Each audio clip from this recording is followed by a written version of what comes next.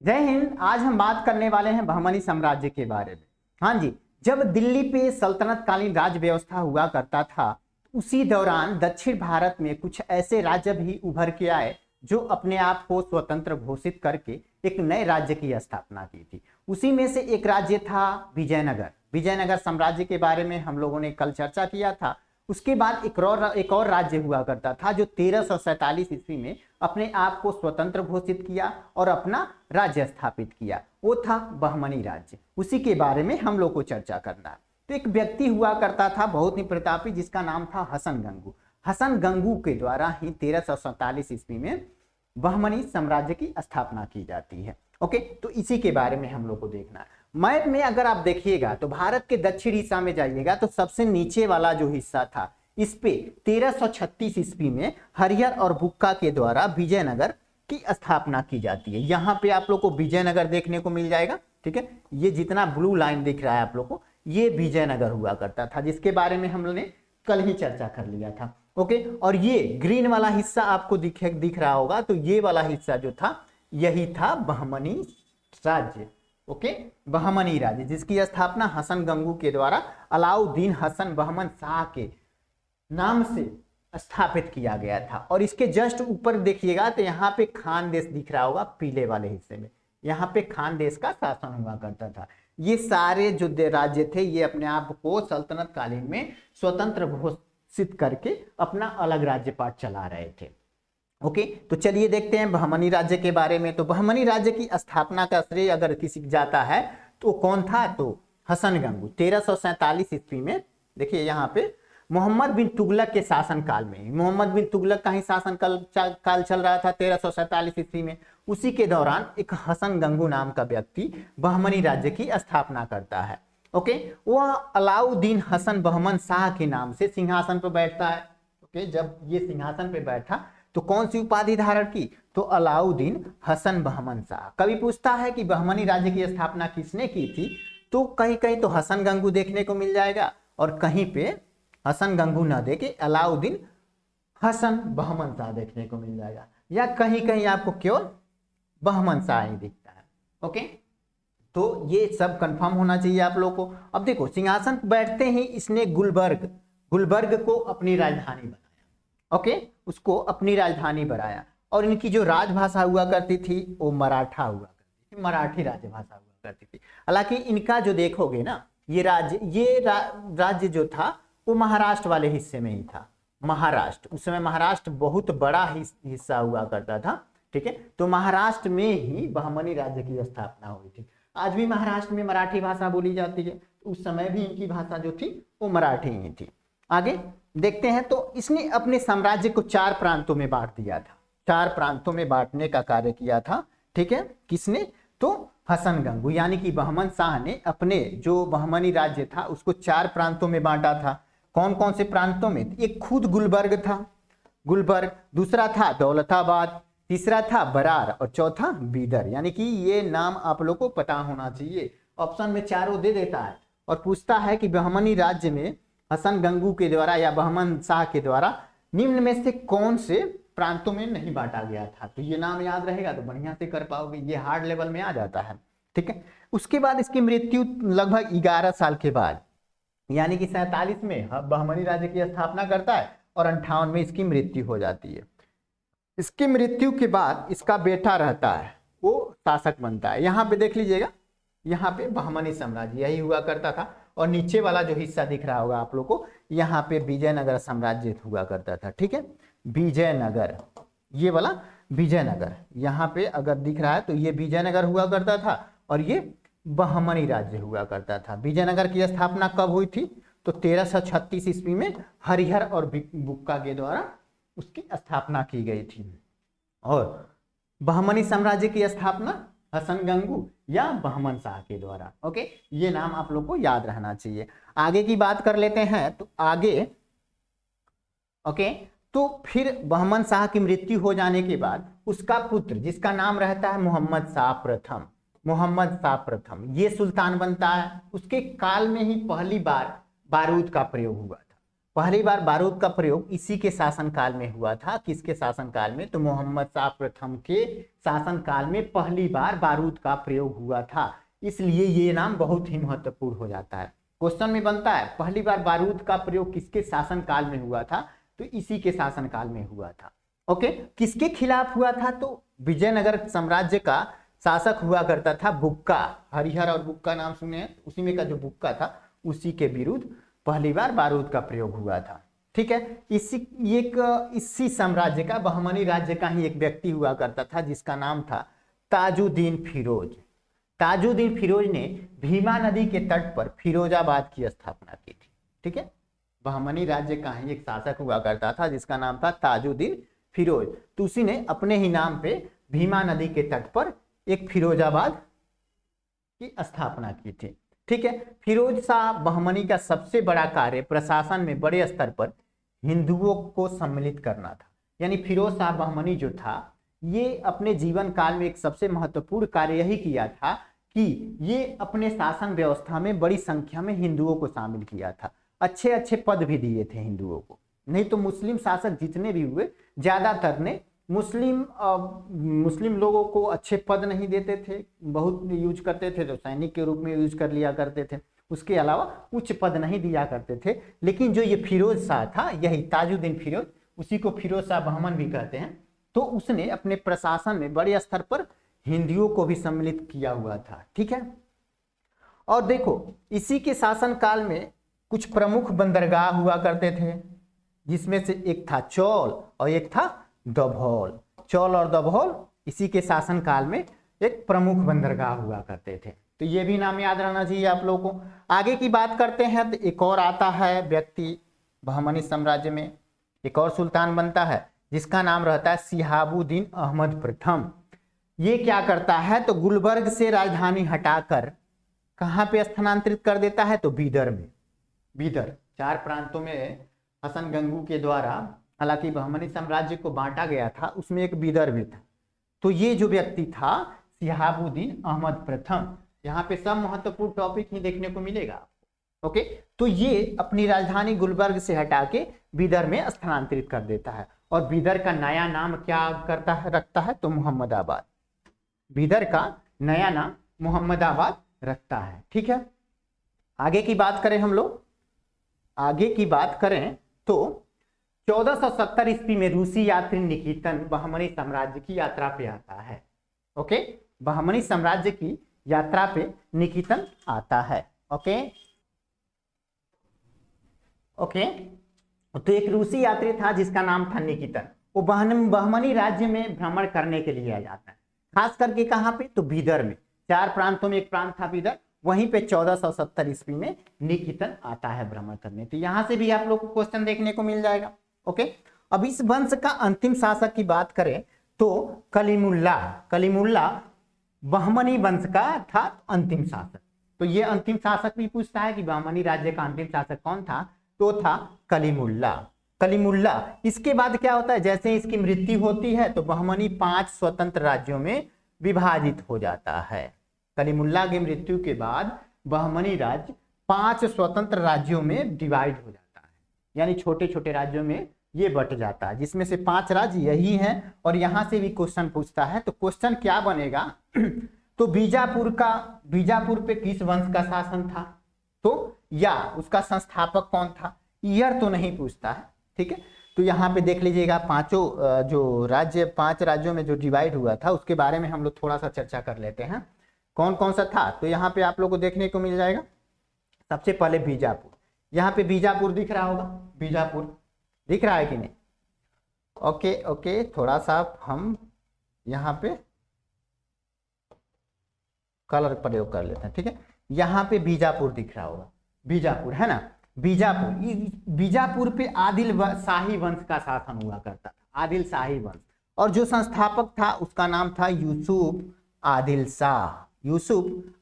यानी कि 1489 ईस्वी में इसने स्थापना की थी। तो ईयर कहीं नहीं पूछता है। ओके, केवल संस्थापक और वंश का नाम पूछता है। एक और राज्य हुआ करता था जिसका नाम था अहमदनगर। ओके, उसका जो वंश था वो निजाम शाही था और जो संस्थापक था वो निजाम शाही वंश का ही मलिक अहमद हुआ करता था, मलिक अहमद। उसके बाद एक और राज्य था बरार। वही 4 प्रांतों के बाद एक और प्रांत अलग हुआ था जिसका नाम था गोलकुंडा। यानी 4 प्रांत तो वही थे जिसको हसन गंगू ने 4 प्रांतों में डिवाइड किया था। उसके अलावा एक और प्रांत में बटा था, वो था गोलकुंडा। तो बरार पे इमाद शाही वंश का शासन था और जो संस्थापक था वो फतेहुल्लाह इमाद शाह था। ओके। गोलकुंडा, गोलकुंडा पे कुली कुतुब शाह यानी कुतुबशाही वंश का शासक हुआ करता था, कुली कुतुब शाह, उसने राज्य किया था। उसके बाद आता है बीदर। बीदर पे बरीद शाही के द्वारा, बरीद शाही वंश के द्वारा राज्य शासन किया गया था। उसमें जो संस्थापक था वो था अमीर अली बरीद। ओके। तो इसमें से सबसे महत्वपूर्ण 2 ही हो जाते हैं, या 3, एक बीजापुर, अहमदनगर और एक गोलकुंडा। इन तीनों के बारे में पूछता है कि बीजापुर पर किस वंश का शासन था, तो आदिल शाही वंश का। वैसे ही अहमदनगर पे किस वंश का, तो निजाम शाही वंश का। वैसे ही गोलकुंडा पे किस वंश का, तो कुतुब शाही वंश का शासन था। ऐसे ही पूछता है और पूछा हुआ है ये क्वेश्चन। आगे की बात कर लेते हैं। तो बीजापुर के शासक एक हुआ करते थे अली आदिल शाह। अभी पढ़े हैं अली आदिल शाह, यानी कि इसको यूसुफ आदिल शाह के नाम से हम लोग जानते हैं। तो ये एक सूफी कहते, ये इन्हें सूफी भी कहा जाता था, सूफी, इसीलिए इनके नाम के आगे यूसुफ नाम लगा हुआ, यूसुफ आदिल शाह। ओके। तो ये पूछता है क्वेश्चन, बीजापुर के शासक जो थे अली आदिल शाह यानी यूसुफ अली आदिल शाह, तो सूफी इनके नाम के आगे लगा हुआ है। इब्राहिम आदिल शाह को अबला बाबा के नाम से पुकारते थे। अबला बाबा मतलब गरीबों का दोस्त, गरीबों का दोस्त। ये था ना, ये इसकी दृष्टिकोण थी वो बहुत व्यापक स्तर की थी, इसीलिए इसको गरीबों का दोस्त भी कहा जाता था। और साथ ही में इसका जो व्यापक दृष्टिकोण था उसके कारण इसको जगत गुरु के नाम से भी जानते थे। जगत गुरु किसको, तो इब्राहिम आदिल शाह को। बड़ी दरिया दिल कहते हैं ना, दरिया दिल वाला, वैसा इंसान था ये, गरीबों का दोस्त, है ना, जगत गुरु, अबला बाबा, अलग अलग नामों से इसको पुकारते थे। ओके। मोहम्मद कुली कुतुब शाह के बारे में आप लोग जानते हैं। मोहम्मद कुली कुतुब शाह, कुली कुतुब शाह ने क्या कार्य किया था, तो 4 मीनार को बनवाने का कार्य जो किया था वो कुली कुतुब शाह ने ही किया था। कहाँ पे, तो हैदराबाद का 4 मीनार बहुत ही फेमस है और ये क्वेश्चन बनता ही है। तो ये किसने बनवाया था, तो मोहम्मद कुली कुतुब शाह ने। कब बनवाया था, तो 1591-92 ईस्वी में बनवाया था। ओके। तो महत्वपूर्ण क्या हो जाता है, तो 4 मीनार को किसने बनवाया था, तो मोहम्मद कुली कुतुब शाह, यही पूछता है। आगे देख लेते हैं। हैदराबाद शहर को कुली कुतुब शाह ने ही बसाया था। जो आज के डेट में आप हैदराबाद जाते हैं, देखते हैं, नाम सुने हैं, उस शहर को बसाने का जो कार्य किया था वो था कुली कुतुब शाह। हैदराबाद, अहमदाबाद नहीं, अहमदाबाद को अहमद शाह ने बसाया था। ठीक है, आगे हम लोग पढ़ेंगे उसके बारे में। हैदराबाद शहर को कुली कुतुब शाह ने बसाया था, जहां पे 4 मीनार आज के डेट में देखने को मिलता है।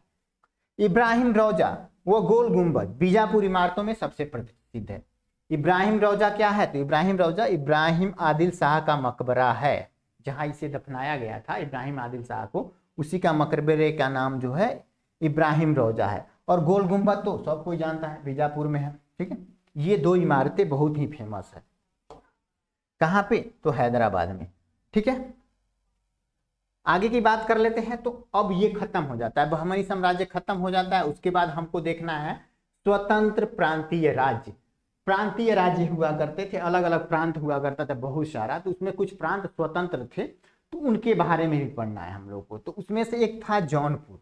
जौनपुर पढ़ेंगे, कश्मीर पढ़ेंगे, वही कश्मीर जहाँ कुछ कल के डेट में बहुत दर्दनाक घटनाएं घटी हैं, आतंकवादियों के द्वारा निहत्थे यात्रियों पे मतलब एक तरह से बहुत दर्दनाक हत्या कर दिया गया है। इसको लेके भारत सरकार बहुत कड़ा एक्शन लेने वाली है, सिंधु जल समझौता को रद्द करने वाली है। हालांकि घोषणा कर दी है कि रद्द कर दिया जाएगा, हालांकि ऐसा होना ही चाहिए। ऐसी शर्मसार घटनाएं जो पाकिस्तान के द्वारा हमेशा जो किया जा रहा है भारत के साथ, तो उसके साथ कुछ ना कड़ा एक्शन लेना ही पड़ेगा। बिना कड़ा एक्शन लिए हुए ये कुत्ते जैसा शकल लिए हुए पाकिस्तान सुधरने वाला नहीं। ओके, तो उसके बारे में भी हम लोग को, कश्मीर के बारे में भी चर्चा करना है। अभी फिलहाल हम लोग को जौनपुर के बारे में चर्चा करना है। जौनपुर, तो देख लेते हैं जौनपुर। जौनपुर। जौनपुर की स्थापना फिरोज शाह तुगलक के द्वारा की जाती है। तो किस लिए की जाती है? तो उसका भाई एक था जूना खां, वही जूना खां, मोहम्मद बिन तुगलक जिसको कहते थे, उसी की याद में इसकी जौनपुर की स्थापना की गई थी। ठीक है, जौनपुर की स्थापना किसके द्वारा की जाती है? फिरोज शाह तुगलक के द्वारा। किसकी याद में? तो उसका भाई था मोहम्मद बिन तुगलक, उसको जूना खां कहते थे। ठीक है, तो जूना खां के नाम पे ही जौनपुर, जौनपुर जूना खां, जौनपुर जूना खां, ऐसे आप लोग याद कर सकते हैं। तो इसी के स्मृति में जौनपुर की स्थापना की गई थी। ठीक है, लेकिन जौनपुर में ही एक स्वतंत्र राज्य की स्थापना सरकी राजवंश हुआ करता था। कौन? तो मलिक सरवर, ये एक हिजड़ा था। ठीक है, मलिक सरवर हिजड़ा था, इसने भी जौनपुर की स्थापना की। जौनपुर में ही एक अलग स्वतंत्र राज्य की स्थापना की थी। ठीक है, जिसका नाम था मलिक सरवर। मलिक सरोवर बहुत फेमस है, कल के डेट में हम इसके बारे में बताए हुए हैं, जिसको ख्वाजा जहां के नाम से भी जानते थे। ख्वाजा जहां, ये क्या था? तो ये एक तरह से क्या बोलते हैं, मलिक सरोवर एक तरह से क्या था? तो एक बोलते हैं ना जेंडर, थर्ड जेंडर था। ठीक है, थर्ड जेंडर था। लगभग 75 वर्षों तक स्वतंत्र रहने के बाद जौनपुर पर बहलोल लोदी का शासन हो जाता है।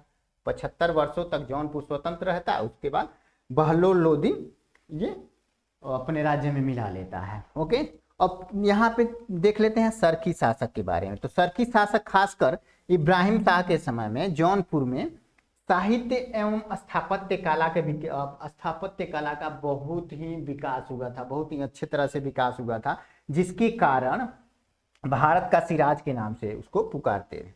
भारत के सिराज के नाम से इसके शासनकाल में, इब्राहिम शाह का जो शासनकाल हुआ करता था, उस शासनकाल को ही भारत का सिराज के नाम से पुकारा जाता है। ओके, क्यों पुकारा जाता है? क्योंकि इसी के शासनकाल में साहित्य और स्थापत्य कला के क्षेत्र में बहुत ही अधिक विकास हुआ था। ओके, आगे देख लेते हैं हम लोग, आगे की बात करते हैं। तो अटाला देवी मस्जिद के बारे में आप लोगों ने सुना होगा, नहीं भी सुना होगा तो अटाला देवी मस्जिद जो आज के डेट में एक मस्जिद है, पहले वो एक मंदिर हुआ करता था। अटाला देवी के नाम से ही नाम पता होगा कि ये देवी का, किसी देवी का मंदिर होगा, लेकिन पहले डेट में ये मंदिर हुआ करता था। तो मंदिर को तोड़ के वही जगह पे अटाला देवी मस्जिद बना दिया गया। ओके, तो ये अटाला देवी मस्जिद का निर्माण जो कराया था वो 1408 ईस्वी में सरकी सुल्तान हुआ करता था इब्राहिम शाह। इसी ने उस अटाला देवी मंदिर को तुड़वा के वहां पे अटाला देवी मस्जिद बनवाया था। कौन था? इब्राहिम शाह। ओके, कब? तो 1408 ईस्वी में। आगे देख लेते हैं। तो अटाला देवी मस्जिद का निर्माण कन्नौज के राजा हुआ करते थे विजय चंद्र, इन्हीं के द्वारा अटाला देवी मंदिर को तोड़कर किया गया था। ठीक है, ठीक है, ओके ओके। यहाँ पे विजयनगर जो थे उन्होंने अटाला देवी मंदिर का निर्माण कराया, इसी को तोड़ के जो इब्राहिम शाह था उसके द्वारा अटाला देवी मस्जिद बनवाया गया था। ओके, अब आगे देख लेते हैं जामा मस्जिद के बारे में। जामा मस्जिद, इसका निर्माण 1970 ईस्वी में किसके द्वारा किया गया था? तो हुसैन शाह सरकी, ये सरकी शासक ही हुआ करता था, जौनपुर का सरकी शासक हुआ करता था, इसी के द्वारा जामा मस्जिद का निर्माण कराया गया था। कुछ और भी मस्जिद हैं जो फेमस है, जैसे झंझरी मस्जिद, इसका निर्माण इब्राहिम सरकी के द्वारा कराया गया था। लाल दरवाजा, इसका निर्माण लाल दरवाजा मस्जिद, देखो यहाँ पे टाइप मिस्टेक है, इसका मोहम्मद शाह ने करवाया था। ठीक है, लाल दरवाजा मस्जिद का निर्माण मोहम्मद शाह ने करवाया था। तो यहाँ 3 मस्जिद के बारे में आप लोग को पता, 4 मस्जिद के बारे में यहाँ ध्यान देखना है। पहला अटाला देवी मस्जिद, पहले क्या हुआ करता था? तो अटाला देवी मंदिर हुआ करता था, उस मंदिर का निर्माण विजय चंद्र ने करवाया था, लेकिन इब्राहिम शाह के द्वारा उस मंदिर को तोड़ के वहां पे मस्जिद बना दिया गया था। ये पहला हो जाता है मस्जिद। दूसरा मस्जिद हो जाता है जामा मस्जिद, जिसको हुसैन शाह सरकी ने बनवाया था। तीसरा मस्जिद हो जाता है झंझरी मस्जिद, जिसको इब्राहिम सरकी ने बनवाया था। और चौथा होता है लाल दरवाजा मस्जिद, जिसको मोहम्मद शाह ने बनवाया था। इन 4 मस्जिदों के बारे में आप लोग को पता होना चाहिए। सबसे महत्वपूर्ण हो जाता है जामा मस्जिद और अटाला देवी मस्जिद, इसके बारे में क्वेश्चन बनता है। आगे की बात करें हम, तो आगे अब आता है कश्मीर। हाँ जी, वही कश्मीर है जिसपे कल बहुत ही दर्दनाक घटनाएं हुई हैं। बहुत सारे एक तरह से यात्रियों की पर्यटकों को उनके धर्म पूछ के मार दिया गया।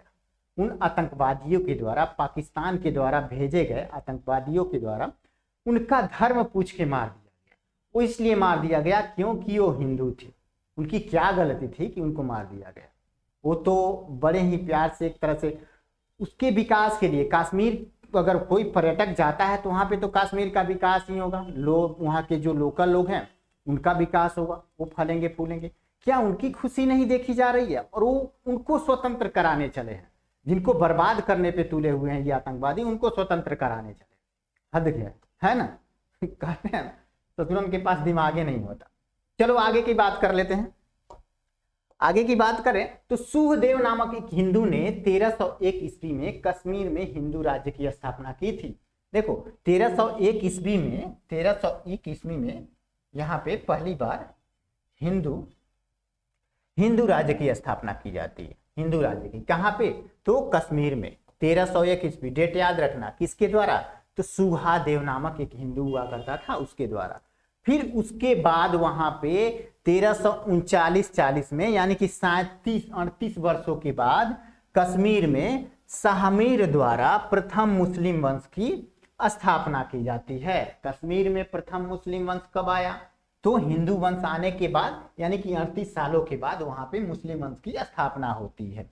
कश्मीर का प्रथम मुस्लिम शासक था, वही था शाहमीर। यही शाहमीर था जो 1339-40 में कश्मीर में मुस्लिम वंश की स्थापना करता है, जो शमसुद्दीन शाह मीर के नाम से गद्दी पर बैठता है। ओके, शमसुद्दीन शाह मीर के नाम से ये जो शाह मीर था वो कश्मीर की गद्दी पर बैठता है।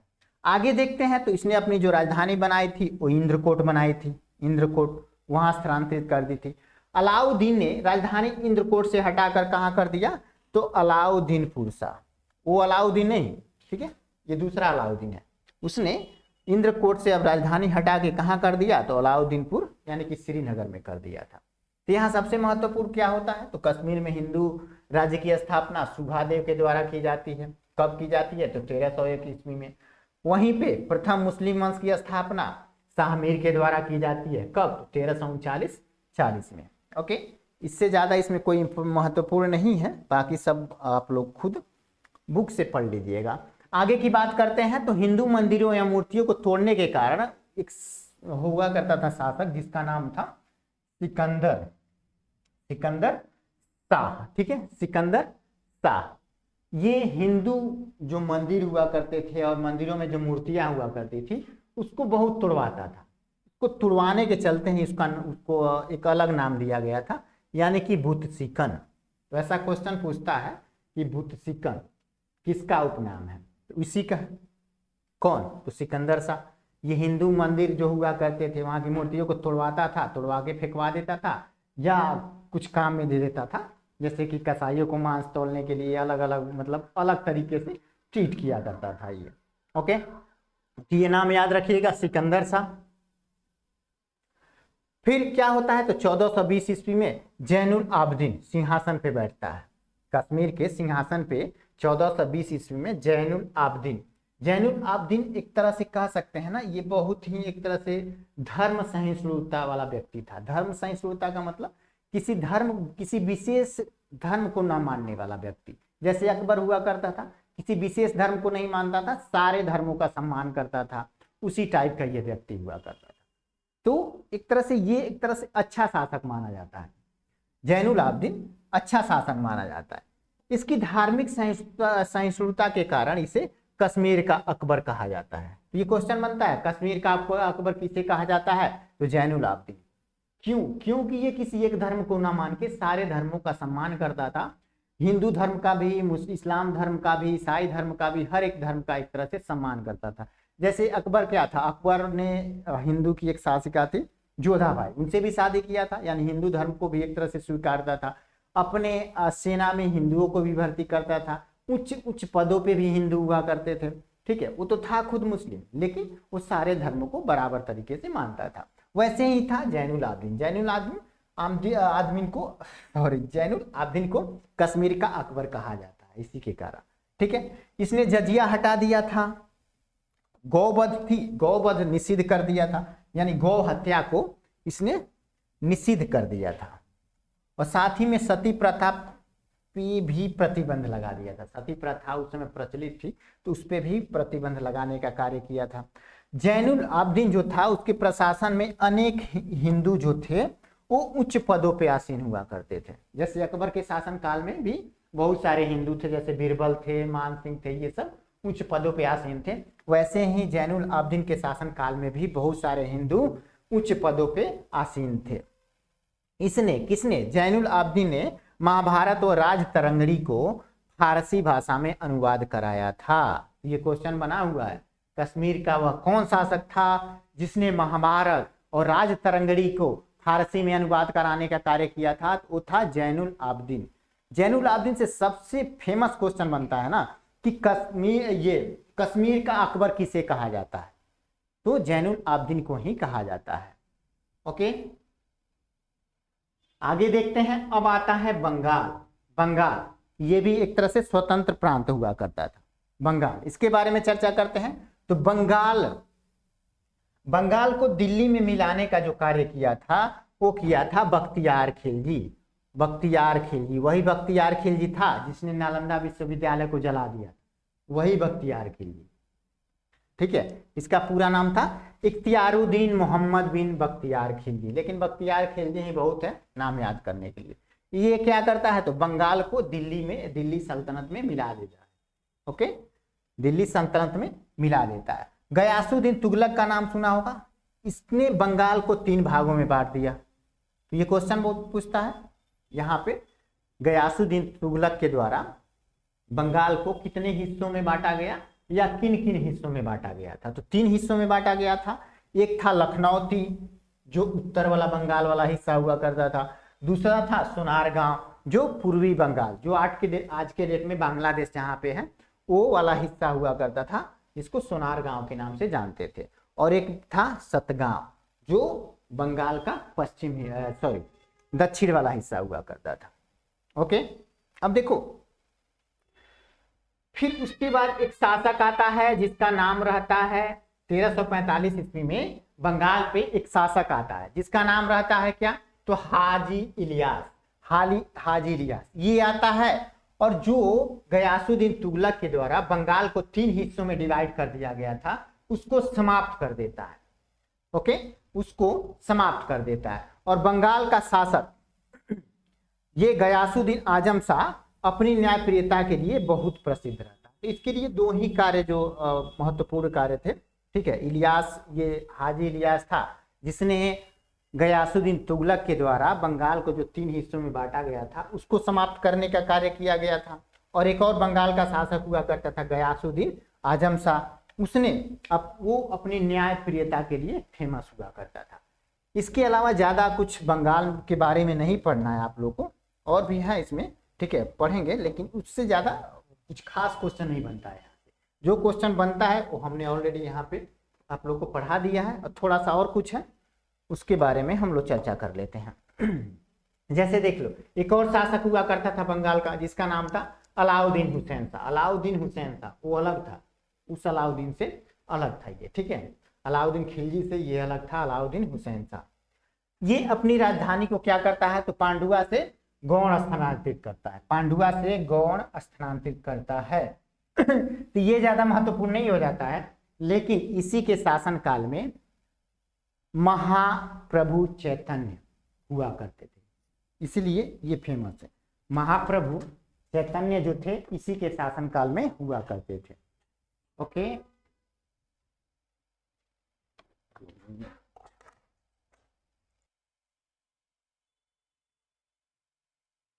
ओके, हाँ जी, तो महाप्रभु चैतन्य इसी के समकालीन हुआ करते थे, इसलिए ये फेमस एक तरह से शासक हुआ था। ओके, तो यहाँ पे याद क्या रखना है तो महाप्रभु चैतन्य किसके समकालीन थे तो अलाउद्दीन हुसैन शाह के समकालीन थे। ये राजधानी अपनी कहाँ से कहाँ स्थानांतरित किया वो उतना मायने नहीं रखता है, लेकिन महाप्रभु चैतन्य जो थे वो अलाउद्दीन के समकालीन थे, वो ज्यादा मायने रखता है।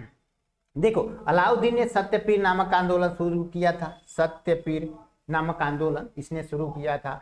मालाधर वसु, अलाउद्दीन के शासन काल में एक रचना करते हैं जिसका नाम रहता है श्री कृष्ण विजय। श्री कृष्ण विजय इसकी रचना करते हैं और उसके लिए उनको गुणराज खां की उपाधि मिलती है। गुणराज खां की उपाधि मिलती है। तो अलाउद्दीन हुसैन शाह जो बंगाल का शासक हुआ करता था उसके बारे में कुछ महत्वपूर्ण टॉपिक और ये पॉइंट यही है कि महाप्रभु चैतन्य इसी के समकालीन हुआ करते थे और ये एक आंदोलन शुरू किया था जिसका नाम था सत्यपीर और इसी के शासनकाल में मालाधर वसु हुआ करते थे जिसने श्री कृष्ण विजय की रचना की थी जिसके लिए उनको गुणराज खां की उपाधि दी गई थी। ओके, अब आते हैं मालवा। मालवा वाले हिस्से पे और उस पे वो भी अपने आप को उस समय एक तरह से स्वतंत्र राज्य घोषित कर दिया था। ठीक है, तो उसके बारे में हम लोग देख लेते हैं। मालवा की स्थापना करने का कार्य किया था वो किया था दिलावर खां। कौन? तो दिलावर खां। दिलावर खां ने ही मालवा की स्थापना किया था, इसको स्वतंत्र घोषित करने का कार्य किया था। कब? तो 1401 ईस्वी में। 1401 ईस्वी में यानी कश्मीर पे जब हिंदू वंश का शासन स्थापित होता है उसके 100 साल बाद मालवा में दिलावर खां के द्वारा एक तरह से मालवा को स्वतंत्र घोषित कर दिया जाता है। आगे देखते हैं तो मालवा में खिलजी वंश की स्थापना जो की गई थी वो महमूद शाह के द्वारा की गई। यहाँ पे खिलजी वंश की भी स्थापना की गई थी तो महमूद शाह के द्वारा। एक गुजरात के शासक हुआ करते थे जिनका नाम था बहादुर शाह। बहादुर शाह ने महमूद शाह द्वितीय को युद्ध में परास्त कर दिया था और उसकी हत्या कर दी और मालवा को फिर क्या करता है? गुजरात में मिला देता है। ओके, मालवा को फिर अंततः गुजरात में मिला दिया जाता है किसके द्वारा? तो बहादुर शाह के द्वारा। ओके, बहादुर शाह के द्वारा मिला दिया जाता है। आगे की बात करते हैं तो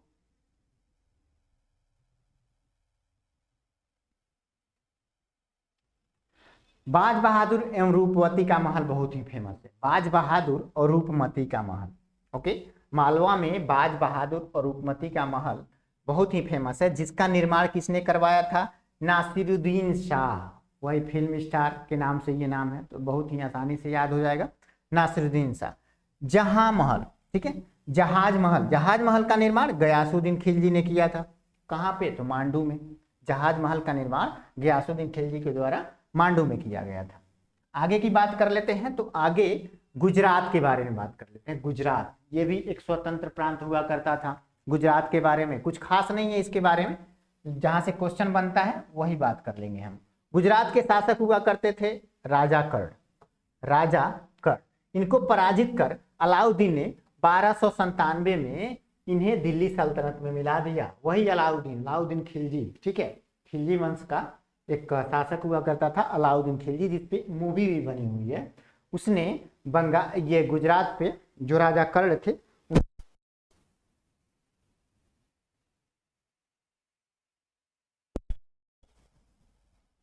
ओके, दिल्ली सल्तनत में मिला लिया जाता है। 1391 ईस्वी में मोहम्मद शाह तुगलक द्वारा नियुक्त गुजरात का सूबेदार हुआ करता था जफर खान। जफर खान ने फिर क्या करता है तो सुल्तान मुजफ्फर शाह की उपाधि धारण करता है और फिर गुजरात को जब खिलजी वंश का शासन समाप्त हो जाता है तब गुजरात को स्वतंत्र घोषित करता है। ओके, पहले गुजरात पे अलाउद्दीन खिलजी के द्वारा मतलब एक तरह से दिल्ली सल्तनत में मिला लिया जाता है, लेकिन कुछ सालों के बाद यानी लगभग 1391 में यहाँ 1297 में अलाउद्दीन खिलजी इसको दिल्ली में मिलाता है लगभग 100 साल के आसपास, यानी कि 1391 में वहां पे तुगलक वंश का शासन आता है। तुगलक वंश शासन के दौरान ही सुल्तान मुजफ्फर शाह के द्वारा गुजरात को स्वतंत्र राज्य घोषित कर दिया जाता है। अहमद शाह ने अशाओल के निकट साबरमती नदी के किनारे अहमदाबाद नामक एक नगर बसाया था। जो आज के डेट में अहमदाबाद नगर है उसको बसाने का जो कार्य किया था वो अहमद शाह ने किया था। ये क्वेश्चन पूछता है अहमदनगर को किसने बसाया था, तो अहमद शाह ने ही बसाया था। ओके, और पाटन से राजधानी को हटाकर अहमदाबाद में ही स्थानांतरित कर दिया जाता है। तो अहमद शाह के द्वारा अहमदाबाद की स्थापना की जाती है और पहले जो गुजरात के पाटन में राजधानी हुआ करता था उसको हटा के अहमदाबाद में स्थानांतरित कर दी जाती है। आगे देखते हैं। तो गुजरात का सबसे जो फेमस शासक हुआ करता था, फेमस, उसका नाम था महमूद बेवड़ा। महमूद बेवड़ा हुआ करता था, ठीक है। महमूद बेवड़ा सुल्तान सिकंदर लोदी के समकालीन हुआ करता था और उसका दोस्त भी था। ओके, ये जो महमूद बेवड़ा था ये गुजरात का बहुत ही फेमस शासक हुआ करता था, जो सिकंदर लोदी के समकालीन हुआ करता था और सिकंदर लोदी का मित्र भी एक तरह से था। Okay, Barbosa. बारबोसा, बारबोसा का नाम सुना होगा, एक यात्री थे, ठीक है, बारबोसा, जिन्होंने महमूद बेवड़ा को किस नाम से पुकारा था? तो 20 पुरुष के नाम से पुकारा था, 20 पुरुष।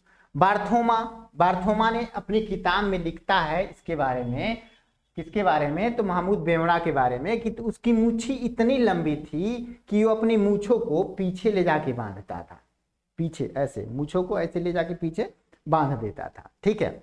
ये किसने कहा था? तब बार्थोमा। बार्थोमा अपने एक लेखन यानी किताब में इन्होंने लिखा हुआ था उसके बारे में। उदयराज बेगड़ा का दरबारी कवि था, ठीक है। उदयराज बेगड़ा का दरबारी कवि था जिसने सुल्तान की प्रशंसा में एक रचना की थी जिसका नाम था महमूद चरित। महमूद चरित। एक ब्राह्मण जिसका नाम था मलिक गोपी, ये बेवड़ा का मुख्यमंत्री था, ये बेवड़ा का मुख्यमंत्री था, ठीक है। आगे देख लेते हैं तो मेवाड़ के बारे में। तो मेवाड़ के बारे में कौन नहीं होगा जो जानता नहीं होगा? मेवाड़, ठीक है। अलाउद्दीन खिलजी ने 1303 ईस्वी में मेवाड़ के गोहलौत राजवंश के जो रत्न सिंह थे, जिसपे मूवी बनी हुई है आज के डेट में, पद्मावती मूवी जिसपे बनी हुई है, इन्हीं पे बनी हुई है, रत्न सिंह पे, इनको पराजित करता है और मेवाड़ को दिल्ली सल्तनत में मिला देता है, ठीक है। इसी पे मूवी बनी हुई है, ये रत्न सिंह के नाम से जो है, ठीक है, जिसमें ये एक हीरो है, क्या नाम है उसका, वो हीरो का रोल निभाया रत्न सिंह का, फिलहाल नाम याद नहीं आ रहा हीरो का, ठीक है। तो क्या होता है? तो 1303 ईस्वी में अलाउद्दीन के द्वारा इसे, यानी कि गोहलौत राजवंश को, वहां के शासक रत्न सिंह हुआ करते थे, उनको पराजित कर दिल्ली सल्तनत में मिला लिया जाता है, ठीक है। गोहलौत वंश की एक शाखा हुआ करती थी सिसोदिया वंश, उसके शासक हुआ करते थे हमीर देव। हमीर देव ये क्या थे ना, तो इन्होंने मोहम्मद तुगलक को हराकर पूरे मेवाड़ को फिर से स्वतंत्र करा दिया। पहले क्या था, खिलजी वंश के बाद फिर तुगलक वंश का शासन आता है, तो पूरे खिलजी वंश में मेवाड़ पे तो उसी का शासन था, खिलजी वंश का। लेकिन उसके बाद जैसे ही तुगलक वंश की स्थापना होती है और तुगलक वंश में मोहम्मद तुगलक की जब शासन काल आता है, तो उसी दौरान यहाँ पे एक राजा हुआ करते थे मेवाड़ में सिसोदिया वंश के, जिनका नाम था हमीर देव। वो क्या करते हैं, तो तुगलक, ये मोहम्मद तुगलक को हरा के फिर से मेवाड़ को स्वतंत्र करा लेते हैं। ओके, अब देखो राणा कुंभा जो मेवाड़ के शासक हुआ करते थे, वो 1448 ईस्वी में चित्तौड़ में एक विजय स्तंभ की स्थापना की थी। तो विजय स्तंभ की किसने स्थापना की थी? तो राणा कुंभा ने। ये क्वेश्चन बनता है। खानवा का युद्ध 1527 ईस्वी में, बहुत ही फेमस युद्ध है, जो राणा संगा जो मेवाड़ के शासक हुआ करते थे, ये मेवाड़ के बारे में, ठीक है, मेवाड़ के शासक हुआ करते थे, और बाबर और राणा संगा के बीच युद्ध हुआ था जिसमें बाबर विजयी हुआ था। और एक और मेवाड़ के शासकों में एक और शासक हुआ करते थे राणा प्रताप, बहुत ही फेमस नाम है राणा प्रताप। तो 1576 ईस्वी में हल्दी घाटी का युद्ध होता है, उसमें राणा प्रताप और अकबर के बीच ये युद्ध होता है जिसमें अकबर विजयी हो जाता है। ओके, मेवाड़ की राजधानी थी और चित्तौड़गढ़ थी।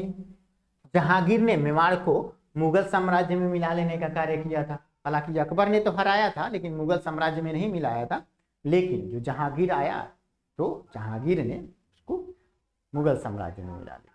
ठीक है, बाकी हम लोग खान देश के बारे में पढ़ ले रहे हैं। खान देश के बारे में ज्यादा क्वेश्चन नहीं बनता था, है मतलब इसकी स्थापना के बारे में बात करें तो खान देश की स्थापना मलिक अहमद राजा फारूकी के द्वारा 1382 ईस्वी में की गई थी और इसकी जो राजधानी थी वो बुरहानपुर थी। स्थापना मलिक अहमद राजा फारूकी के द्वारा की गई थी। राजधानी कहाँ थी? तो बुरहानपुर थी। और 1601 ईस्वी में अकबर के द्वारा खान देश को मुगल साम्राज्य में मिला लिया जाता है। इससे ज्यादा इसके बारे में नहीं पूछता है। ठीक है, इसकी स्थापना के बारे में पूछता है और अकबर के द्वारा यानी मुगल साम्राज्य के मुगल शासकों के द्वारा कब इसे मुगल साम्राज्य में मिला लिया गया वो पूछता है। बाकी हम लोग कल पढ़ेंगे, इससे आगे कल देखने वाले हैं। आज थोड़ा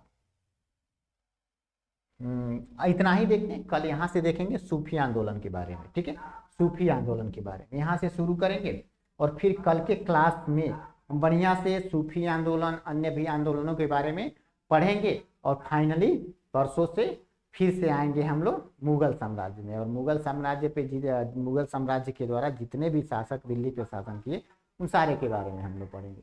तो आज का क्लास यहीं रखते हैं। अगर आप लोग को वीडियो अच्छा होगा लाइक शेयर और सब्सक्राइब जरूर कर देना। मिलते हैं नेक्स्ट क्लास में, तब तक के लिए सभी को टाटा बाय बाय।